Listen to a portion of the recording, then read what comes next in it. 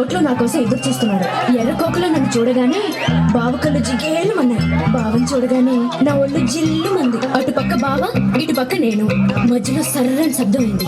బుస్సుని పాము పడగెత్తింది. కళ్ళు రెండు గట్టిగా మూసుకున్నాను. ఆ తర్వాత పాము ఏం చేసిందే మళ్ళీ? చిరచిర పాకింది. గజగజ వణికాను. కాలికి తగిలింది. గడగడలాడాను. పైకొచ్చింది. బిత్తరపోయాను.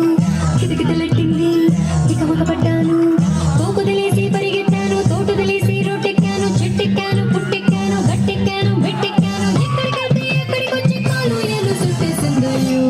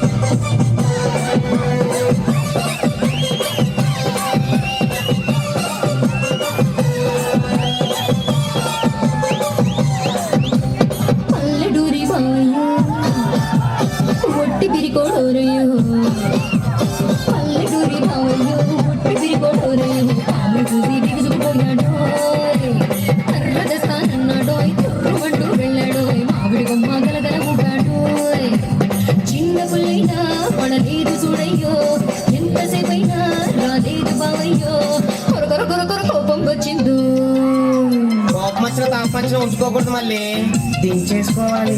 ఏంటి దించుకునేది? దాని బాగా ఒట్టి తిరిగోడంట. ఇదో మళ్ళీ మీ పావు సంగతి మాకెందుకు?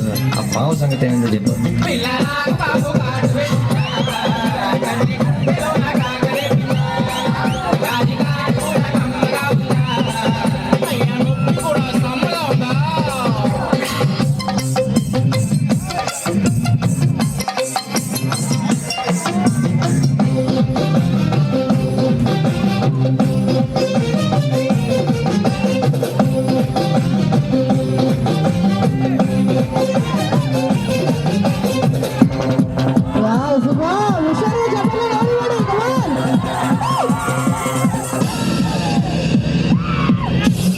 రాజమండ్రి సెంటర్లో పుష్కరాల జాతరలో, ఆ రాజమండ్రి సెంటర్లో పుష్కరాల జాతరలో బావలు చూసి బొరబొరలాడాను. మాయదారి బావయ్యో మర్చిపోలేదోరయ్యో. సెత్తకు వచ్చి గిరగిర నవ్వాడు. సంచిలో నుంచి ఓ పాము తీశాడో. రూటు వాయించి ఆడించి చూపాడో. విరవిర మైకం గమ్మిందు. మీ బాబు ఆలోచించుకుంటున్నారా? మరైతే ఆ రోజు పాము చూసి ఎందుకు భయపడ్డాడు మళ్ళీ? నువ్వు చూసుకో. ఆ రోజు భయపడింది పాము చూసి కాదంటే మరి నిన్ను చూసా నీ అమ్మ పడవా. తర్వాత ఏమైంది?